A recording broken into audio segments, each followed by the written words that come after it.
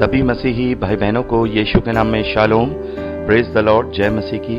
Yeshu the saviour ministry और मैं प्रभु यीशु मसीह में आपका भाई जेम्स आप सभी का इस बाइबल अध्ययन कार्यक्रम में एक बार फिर से बहुत बहुत स्वागत और परमेश्वर का धन्यवाद करते हैं। मेरे प्यारे भाई बहनों, हम अध्ययन कर रहे हैं नीति वचन की पुस्तक का और एक छोटी सी प्रार्थना के साथ आज के अध्ययन को हम शुरू करेंगे। हालेलुया, धन्यवाद पिता परमेश्वर, धन्यवाद करते हैं पिता, धन्यवाद करते हैं आपके अद्भुत रीति वाले प्रेम के लिए जो आपने अपने इकलौते पुत्र को देकर हम सभी पर प्रकट किया। धन्यवाद करते पिता परमेश्वर आपके अनुग्रह, आपके महान प्रेम, आपकी तमाम स्वर्गीय आत्मिक आशीषों के लिए। धन्यवाद करते हैं पिता परमेश्वर इस बाइबल स्टडी प्रोग्राम के लिए पिता, जिससे हम आत्मिक रूप से आशीषित हो रहे हैं। और निधिमान पिता परमेश्वर, हमेशा की तरह आज के अध्ययन में भी पवित्र आत्मा हमारी सहायता, मदद और अगुवाई करे पिता परमेश्वर। सत्य के वचनों को ठीक रीति से सिखाए ताकि हम आपके ग्रहण योग्य बने और आपके राज्य के लिए इस्तेमाल हो सके पिता परमेश्वर। सारी व्यवस्थाओं को, रिकॉर्डिंग किए जाने को, वचन को समझने और समझाए जाने को, हर एक बात को पिता हम आपके धर्ममय और बलवंत हाथों में सौंपते हैं। आप हमारी मदद और अगुवाई कीजिए। सारा आदर देते हैं, सारी महिमा गौरव देते हैं और इस प्रार्थना को यीशु के सामर्थी और पवित्र नाम में मांगते हैं, आमीन। मेरे प्यारे भाई बहनों, अब तक हमने नीति वचन की पुस्तक में उसके 26वें अध्याय तक का अध्ययन कंप्लीट किया था और आज हम 27वें अध्याय से आगे का अध्ययन करेंगे। मेरे प्यारे भाई बहनों, अब तक हम 26 अध्याय अध्ययन कर चुके हैं और हमने बहुत सारे नीति वचन यहाँ पर पढ़े हैं जो सुलेमान के द्वारा और अन्य लोगों के द्वारा भी कहे गए हैं और हम उनमें बहुत सारी बातें सीखे हैं, आत्मिक बातें भी सीखे हैं, दुनियावी रीति से उनसे हम कैसे अपने जीवन में लागू कर सकते हैं वो भी सीखे हैं। तो काफ़ी कुछ हम अब इन वचनों के अर्थ समझ चुके हैं।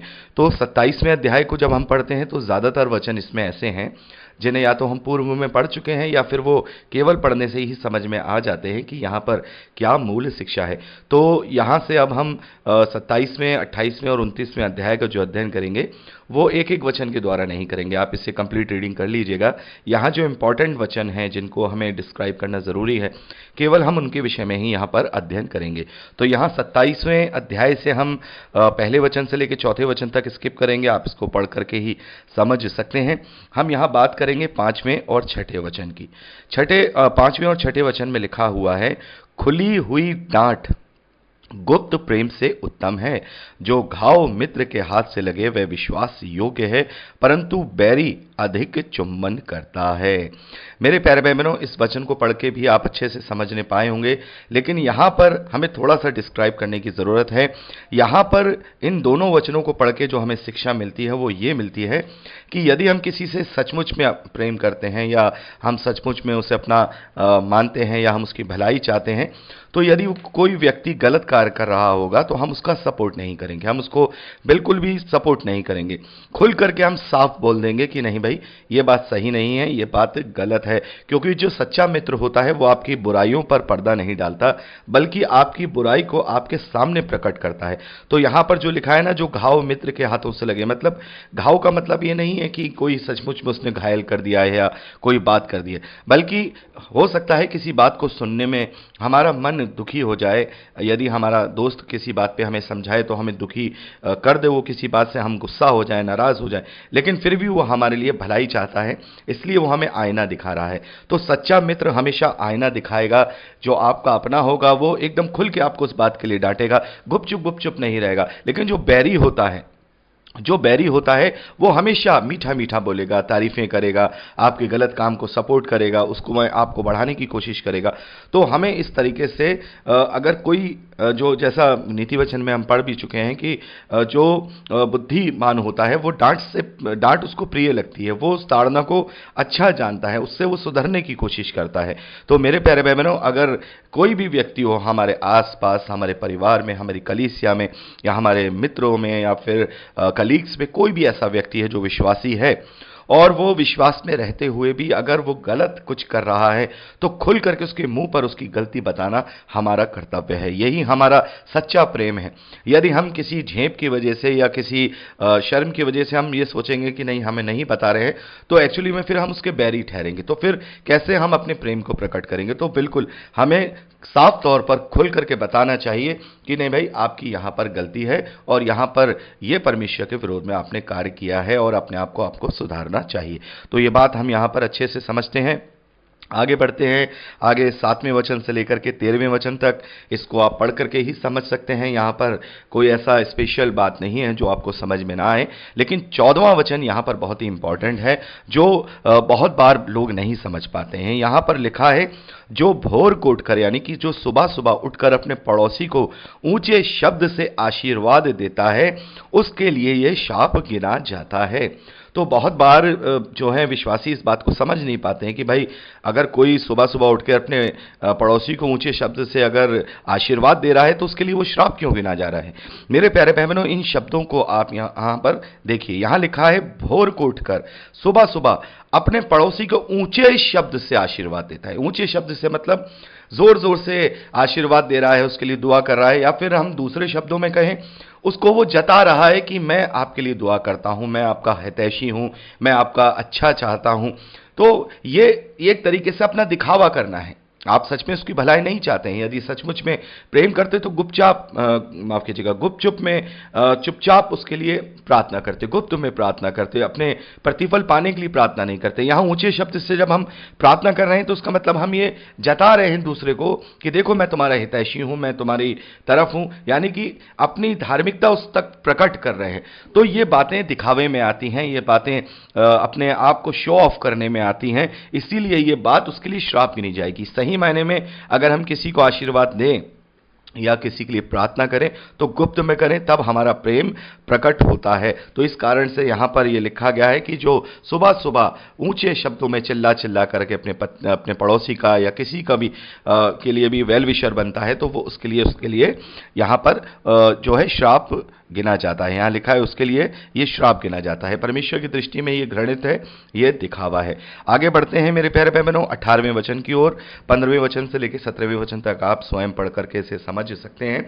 18वां वचन बहुत ही महत्वपूर्ण है। यहां लिखा है, जो अंजीर के पेड़ की रक्षा करता है वह उसका फल खाता है, इसी रीति से जो अपने स्वामी की सेवा करता है उसकी महिमा होती है।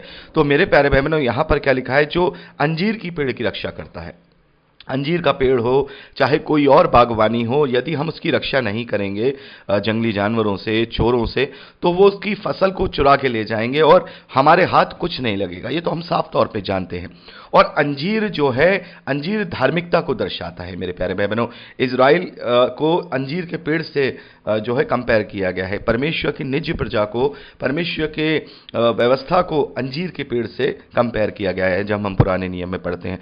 तो यहाँ पर अंजीर का पेड़ हम अपनी धार्मिकता से, अपने वचन की आज्ञा पालनता से जोड़ेंगे, तो हमें भी इसकी निरंतर चौकसी करनी है। अगर हम इसकी चौकसी नहीं करेंगे, यदि हम अपने फलों को चौकसी नहीं करेंगे, इसको काटेंगे छाटेंगे नहीं, तो निस्संदेह हम इसका प्रतिफल नहीं पाने पाएंगे। और इसी प्रकार से जो अपने स्वामी की सेवा करता है वो करता है, उसकी महिमा होती है। तो यहां पर जब हम स्वामी का मतलब, हम जब परमेश्वर के लिए कार्य करते हैं, परमेश्वर की आज्ञा पालनता अपने जीवन में लेकर के आते हैं, तो निश्चित तौर पर जो प्रभु के लोग होते हैं उनकी महिमा की जाती है। आगे आप इसको 19वें वचन से लेकर 22वें वचन तक स्वयं पढ़ लीजिएगा। यहाँ आपको कोई ऐसी बात नहीं मिलेगी। हो सकता है 21वें वचन में आपको थोड़ा सा डाउट हो, लेकिन यहाँ पर भी आप समझ सकते हैं कि जैसे लिखा है कि जैसे चांदी के लिए कुठाली और सोने के लिए भट्टी है, वैसी मनुष्य के लिए उसकी प्रशंसा है। तो यहाँ पर हम देखते हैं कि सोने को भट्टी में डाल के शुद्ध किया जाता है, चांदी को कुठाली से पीट पीट करके शुद्ध किया जाता है। तो मनुष्य के लिए उसकी प्रशंसा क्या है? मेरे प्यारे भाई बहनों, यदि कोई हमारी प्रशंसा कर रहा है तो हमें उसके योग्य भी बनना होगा, और अगर हम उसके योग्य नहीं है तो वो प्रशंसा व्यर्थ हो जाएगी। तो एक तरीके से हमें अगर अपने जीवन में परमेश्वर की दृष्टि में प्रशंसा योग्य बनना हो, या धरती पर अपने लोगों के बीच में भी अगर प्रशंसा योग्य बनना है, तो हमें भी सोने के समान एक भट्टी में तपना होगा, एक चांदी के समान कुटाली से अपने आप को पीटना और कूटना होगा, अपने आप को काटना और छाटना होगा, और अपने आप को परमेश्वर के ग्रहण योग्य बनाना होगा। आगे बढ़ते हैं 23वें वचन को। 23वें वचन में यहां पर बहुत ही महत्वपूर्ण बात लिखी है, अपनी भेड़ बकरियों की दशा भली भांति मन लगाकर जान ले, और अपने सब पशुओं के झुंडों की देखभाल उचित रीति से कर। मेरे प्यारे भाई बहनों, यहां पर यह जो वचन है सीधे तौर पर सीधे तौर पर जो रखवाले हैं, जो पास्टर्स हैं, उनके लिए यह वचन सीधे तौर पे लागू होता है। हाँ, यहाँ पर हम देखते हैं कि पवित्र आत्मा ने हम जो पास्टर्स लोग हैं उन्हें ये नियुक्ति दी है कि वो उनकी भेड़ों की रखवाली करें। मेरे प्यारे भाई बहनों, विडंबना यह है कि आज ज़्यादातर जो रखवाले हैं या जो ज़्यादातर पास्टर्स हैं, वो आज अपने झुंड की रखवाली उचित रीति से नहीं कर रहे हैं। मेरे प्यारे भाई बहनों, जैसा कि मैं आपको बता चुका हूं, एक इवेंजलिस्ट, एक पास्टर और एक टीचर में बहुत फर्क होता है। इवेंजलिस्ट के ऊपर केवल ये जिम्मेदारी होती है कि वो जगह जगह जाकर इस देश, इस नगर, उस नगर और किसी भी माध्यम से लोगों तक सुसमाचार का प्रचार करे। और उपदेशक का या टीचर का काम होता है कि वो वचनों को विस्तार पूर्वक उसका अर्थ समझाकर लोगों को उसमें शिक्षा दे। लेकिन एक पास्टर का काम एक बहुत ही बड़ा काम होता है। मेरे प्यारे भाई बहनों, हम यहां पर देखते हैं कि भले ही पास्टर को हम यहां पर चौथे नंबर पर देखते हैं, लेकिन पास्टर का काम आज के समय में पहले नंबर पे मैं रखता हूं, क्योंकि प्रेरित और जो भविष्यवक्ता हैं वो आज बहुत कम देखने में आते हैं और ना के बराबर ही हैं।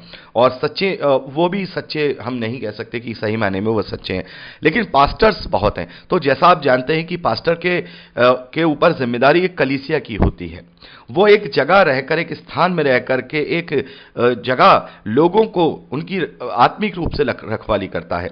और हम देखते हैं मेरे प्यारे भाई बहनों, पास्टर्स को अपने भेड़ों के बारे में कुछ पता ही नहीं होता कि वो किस दशा में है, उनका क्या प्रॉब्लम है, उन्हें सुख है, दुख है, क्या कंडीशन है, वो जानते ही नहीं है और ना जानने की कोशिश करते। लेकिन जो सच्चा रखवाला होता है, जो सच्चा चरवाहा होता है, क्योंकि इतनी बड़ी उन्हें एक उपमा दी गई है, हमारा सच्चा चरवाहा प्रभु यीशु मसीह है, लेकिन उन्हें भी एक चरवाही दी गई है। तो उनका जो काम है एक चरवाही का है, एक पासवान का है। तो उन्हें अपने भेड़ बकरियों की जो विश्वास में प्रबल हैं या जो फिर विश्वास में निर्बल हो रहे हैं, उनकी दशा को भली भांति मन लगा करके जानना है। हर एक के बारे में पूछना है कि भाई आप कैसे हैं। यदि वचन से कोई बात है तो उन्हें बताना है। निरंतर उनके परिवारों में मीटिंग लेना है, उनसे पर्सनली रूप से विश्वास में उन्हें प्रबल करना है। एक सच्चे रखवाले की यह जिम्मेदारी है। लेकिन आजकल विडंबना यह है कि लोग अपनी जिम्मेदारियों को नहीं समझ रहे हैं, लेकिन समझना होगा, क्योंकि अब अंत के दिन चल रहे हैं और अंत के दिनों में हमें बहुत ही ज्यादा जरूरत है कि हम सच्चे प्रचारक, सच्चे पास्टर्स, सच्चे जो भी पवित्र आत्मा की नियुक्तियां हैं, उन लोगों के द्वारा परमेश्वर के राज्य का प्रचार कर सकें। आगे बढ़ते हैं मेरे प्यारे भाई बहनों, 25वें वचन से लेकर 27वें वचन तक। यहां पर लिखा गया है कि जब कटी हुई घास उठा ली जाती है तो नई घास दिखाई देती है और पहाड़ों की हरियाली काटकर इकट्ठा की जाती है। तब भेड़ों के बच्चे तेरे वस्त्र के लिए होंगे और बकरों के द्वारा द्वारा खेत का मूल्य दिया जाएगा। और बकरियों को दूध इतना होगा कि तू अपने घराने समेत पेट भर के खाया पिया करेगा। और तेरी दासियों का भी जीवन निर्वाह होता रहेगा। तो यहां पर जो कहा जा रहा है वो ये कहा जा रहा है कि जो कटनी होती है, कटनी का मतलब जब हम फसल को काटते हैं या फिर किसी पहाड़ी घास को काटते हैं, तो जब तक हम उस घास को काटेंगे नहीं तो वो बढ़ेगी नहीं, वो वहीं की वहीं रहती रहेगी। तो बढ़ोतरी के लिए कटनी करना जरूरी है। तो दुनियावी रीति से हम इस बात को समझते हैं कि निरंतर मेहनत करना और निरंतर अपने कामों में मन लगाए रखना जरूरी है। इससे हमारा जो परिवार है वो संपन्न रहेगा। लेकिन मेरे प्यारे बहनों, हमें अपने आत्मा की भी कटनी करनी है। यदि हम ये सोचें कि हमने तो बाइबल पढ़ दिया, हम तो सब कुछ जानते हैं, अब हम बाइबल से अपने आप को हम बाइबल नहीं पढ़ेंगे या हम अब सरमन नहीं सुनेंगे, तो ये इस तरीके से हो जाएगा कि घास तो बढ़ रही लेकिन उसे काटा नहीं जा रहा। हमें काटा और छाटा जाना अपने आप को जरूरी है। ना जाने कौन सा वचन किस तरीके से नए रूप में हमें कोई शिक्षा दे जाए और हम अपने आप को बदल लें। तो लगातार कटनी करने से जिस प्रकार से घास बढ़ती रहती है और जो पशु लोग हैं वो खाते पीते हैं और जो उनका जो स्वामी होता है वो जो है संपन्न हो जाता है, वैसे ही आत्मिक कटनी करने के द्वारा, अपने आप को वचन से काटने छाटने के द्वारा जो एक मसीही विश्वासी होता है वो भी आत्मिक रूप से संपन्न होता चला जाता है, संपन्न होता चला जाता है।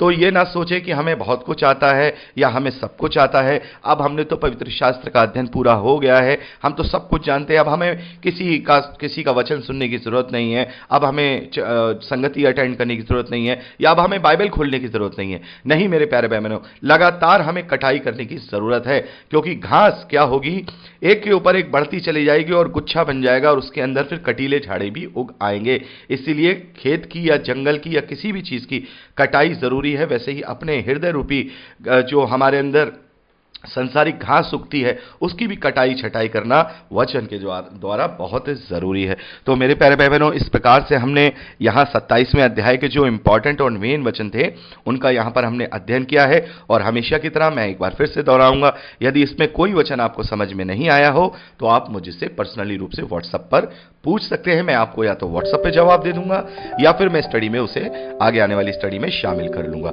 तो मेरे प्यारे भाई बहनों, 28वें अध्याय से आगे का अध्ययन अब हम अगली रिकॉर्डिंग में करेंगे। प्रभु आप सबको बहुत आयत की आशीष दे। Praise the Lord.